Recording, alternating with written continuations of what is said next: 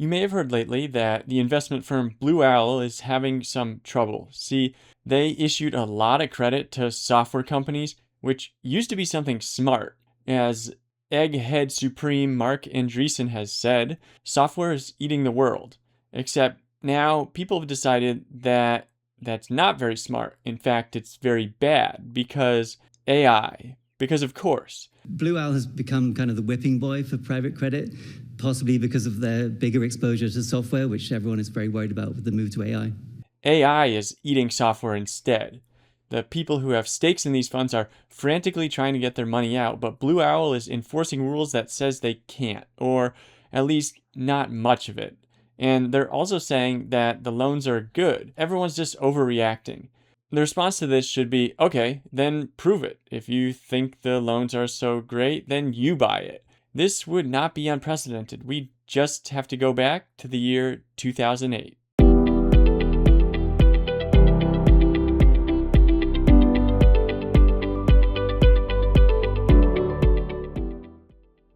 In 2008, software loans were still cool. It was mostly real estate that was causing the problem. But besides the business being different, things look pretty similar. Firms that held the debt really wanted people to believe that their debt was not so toxic. Another fear yesterday was that there'd be contagion, but not in the eyes of Ben Bernanke. Our assessment is that there's not much indication at this point that subprime mortgage issues have spread into the broader mortgage market. No, they had been more careful. They hadn't just repeatedly and blindly bought billions in impossibly complicated instruments and then went to their beach house and not thought about it again. Bear Stearns is fine. Do not take your money out. If they could just make people believe that what they held wasn't so bad, then they could sell it. Maybe before it turned out that everyone saw they were liars, and they could use that cash to defend themselves against bankruptcy. The way that those bankers buy those beach houses that they retreat to is that they get giant bonuses at the end of the year. Now, every year the Wall Street gets big bonuses narratives is a thing, but it was especially a thing during the financial crisis of 2008. People were losing their jobs and their homes and their life savings, and the bankers who helped make it all happen were getting bonuses. Not like everyone, but a lot of them. How else will we be able to keep our most talented people? The bank's press people would say on CNBC or quote to the Wall Street Journal. Even better was the fact that the ordinary people had actually paid taxes to create those bonuses, since the banks were receiving government bailouts at the same time that they were paying seven-figure bonuses to their workers. Enter Credit Suisse, one of the two big Swiss banks, the other being UBS. Since they weren't American, they weren't getting a bailout from the massive troubled asset relief program, and unlike UBS, they didn't even get money from the Swiss government. Although, by the time 2023 ran around, they did, so it just took them a little longer. Anyway, they at least had a neat idea. They had loans that nobody wanted, but which they maintained were good. They had bankers that demanded bonuses, and they didn't want to pay out any cash just in case they needed it to not go broke.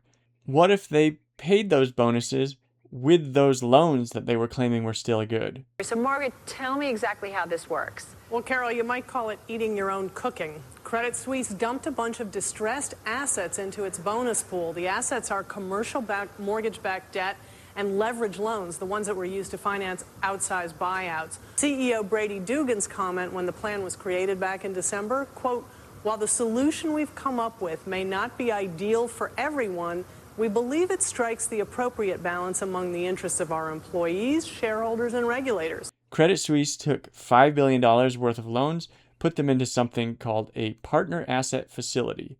The bonus pool would sit until 2016, when the final value would be dispersed. It doesn't say so in any article, but you better believe that these guys took their most brilliant analyst or quant or whatever and made sure that everything that went into the fund that they had the best chance of recovering. And of course, that's what happened. By 2012, the value of the assets in the fund had increased by approximately 75%, and the structure was popular enough that Credit Suisse was setting up another one. The first one had 2,000 participants, and the second one had 5,500. Anyway, Circling back to today, why doesn't Blue Owl or Ares or Apollo do the same thing? Maybe they will, but the thing is they can't right now. There's still a huge problem, which is that they're still refusing to admit that there is a huge problem.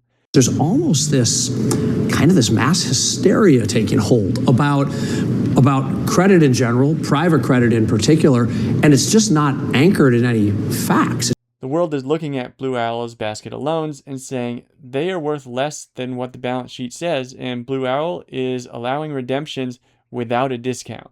So it's no wonder that they're getting huge withdrawal requests. Blue Owl opted to cap these requests at 5%. It's like if you bet on the wrong team, but the casino is still letting you take your wager back at halftime. They either think their investments are safe, or they need you to think that they think they're safe to prevent people from panicking. Everyone thinks it's the latter, but even if it's the former, that makes the Credit Suisse strategy impossible right now.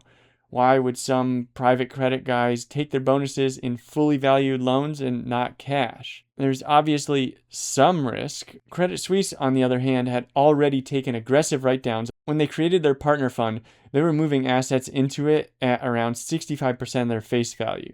They didn't have to think that everything would even work out to get upside. They just had to think that the worst was behind them. In April of this year, Saba Capital Management made a tender offer to buy up to $30 million of Blue Owl Development Corp stock from holders at that exactly same 65% net asset value. That there was a block of 20 to 30 million that just wanted to sell. They wanted out. They didn't want to wait. Essentially, nobody took Saba's offer. Nobody knows how bad things are in private credit, but nobody knows how good they are either.